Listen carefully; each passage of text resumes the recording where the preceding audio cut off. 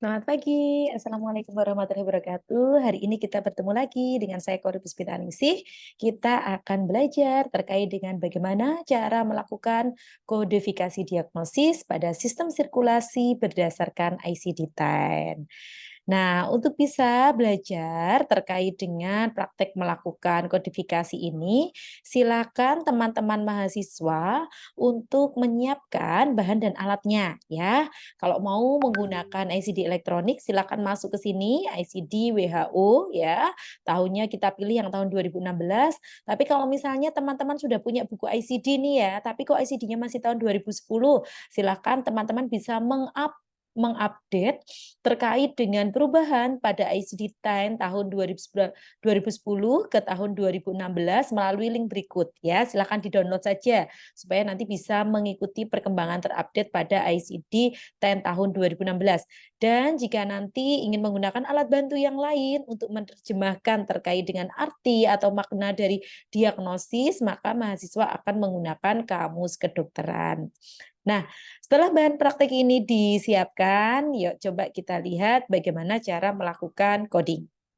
Nah, di bab 9 pada kode I00 sampai dengan I99 ini menjelaskan terkait dengan disease of system circulatory system ya. Jadi ini di sini kalau teman-teman sudah masuk ya, silahkan klik yang di sini bab 9 terkait dengan disease of circulatory system. Selanjutnya kita akan lihat ya apa yang menjadi pengecualian atau eksklusi ya. Ingat eksklusi ini artinya ini kode ini nanti kita nggak pakai kode di bab 9, kita menggunakan kode di bab yang lainnya. Kalau itu misalnya kasusnya perinatal, ya berarti kita pakainya di sini nih, di P00 sampai dengan P96. Kalau misalnya, oh ini terkait dengan kasus neoplasma gitu ya, neoplasma tapi berkaitan dengan sistem sirkulasi, berarti kita pakainya kodenya C00 sampai dengan D48. Tapi kalau misalnya, oh ini berkaitan dengan gejala, simptom gitu ya, maka kita akan menggunakan kodenya di R00 sampai dengan R99.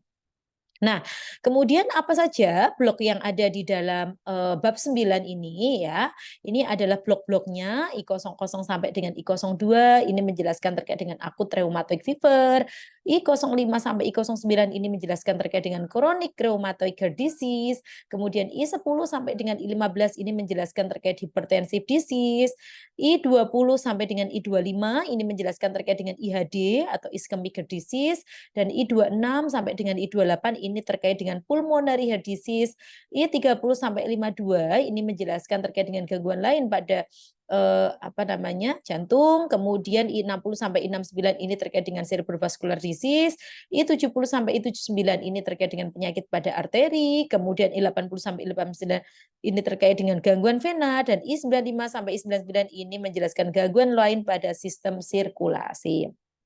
Nah, ingat apabila nanti di dalam proses mengkode kita akan menemukan kode bertanda asteris, maka kita perlu menambahkan kode bertanda Dejer. Jadi kode yang bertanda Dejer dan asterik ini sudah berpasangan ya, nggak boleh dipisah ya. Jadi dua-duanya ini harus melekat. Kita tuliskan kedua-duanya. Nah, yang perlu kita review lagi adalah setiap kode ICD-10 yang bertanda asterik ini maknanya adalah diagnosis sekunder. Dia adalah perangai, adalah suatu penyakit yang disebabkan oleh penyakit yang lainnya.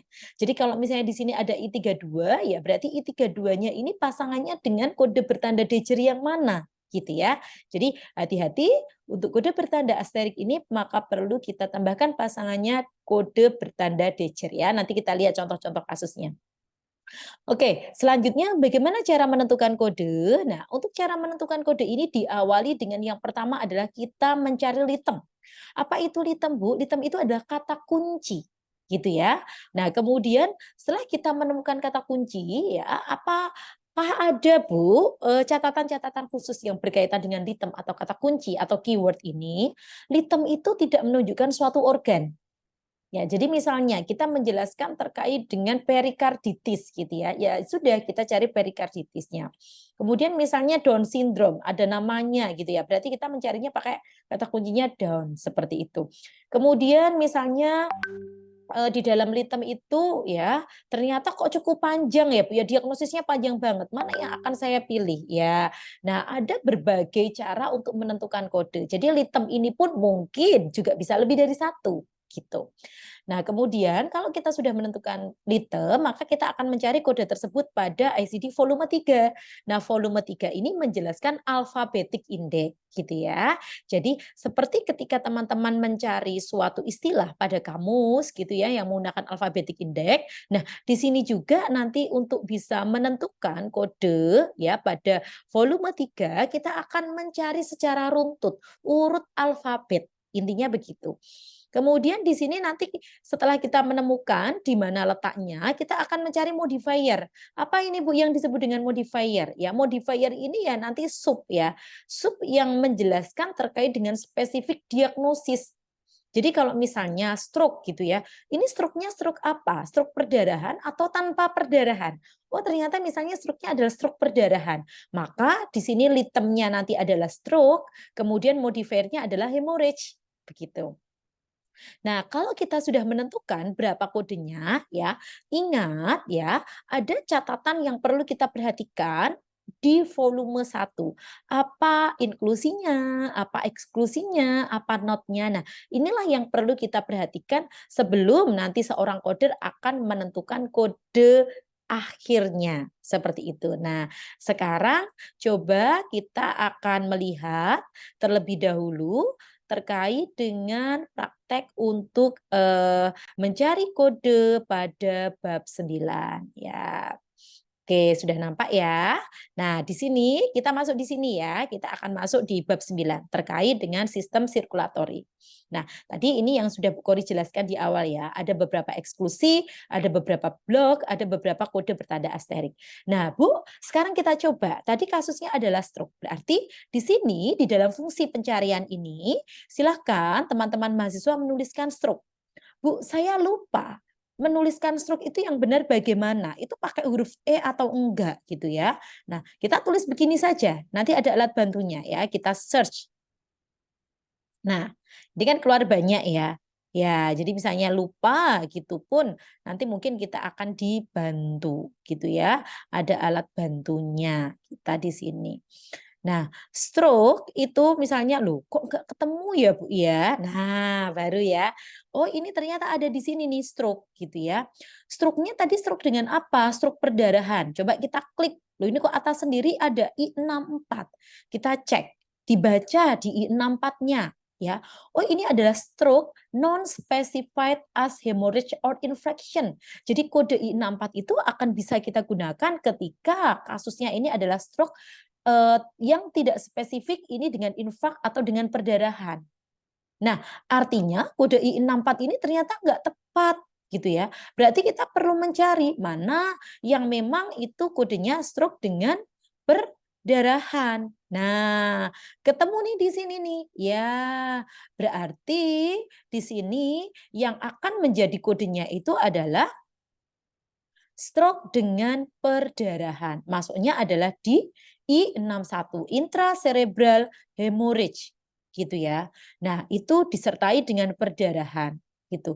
Perdarahannya misalnya tidak spesifik di mana akan kita gunakan kodenya I61.9. Tapi kalau misalnya nanti dari hasil ekspertisi labnya, dari hasil CT scan-nya itu bisa menunjukkan secara spesifik ada di mana letak perdarahannya, misalnya ada di bagian cerebellum. Berarti kita akan menggunakan kodenya adalah I61.4 karena letak perdarahannya ada di bagian cerebellum.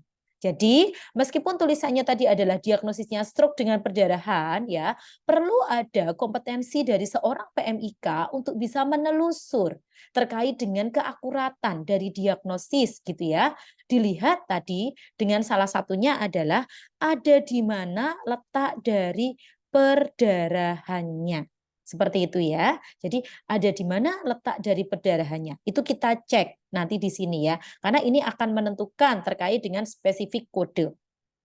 Kemudian misalnya, oh ternyata itu ada di bagian apa namanya? Bukan perdarahannya bukan di bagian intracerebral, ternyata di bagian subarachnoid.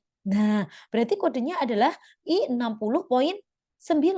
Sama dengan yang lainnya tadi. Ini ternyata perdarahannya bisa nggak ya kalau kita lihat secara spesifik, letaknya ada di mana ini? Oh ternyata di bagian vertebral arteri. Berarti kodenya adalah I60 Dan ingat, kita juga perlu memperhatikan apakah ada kriteria eksklusinya.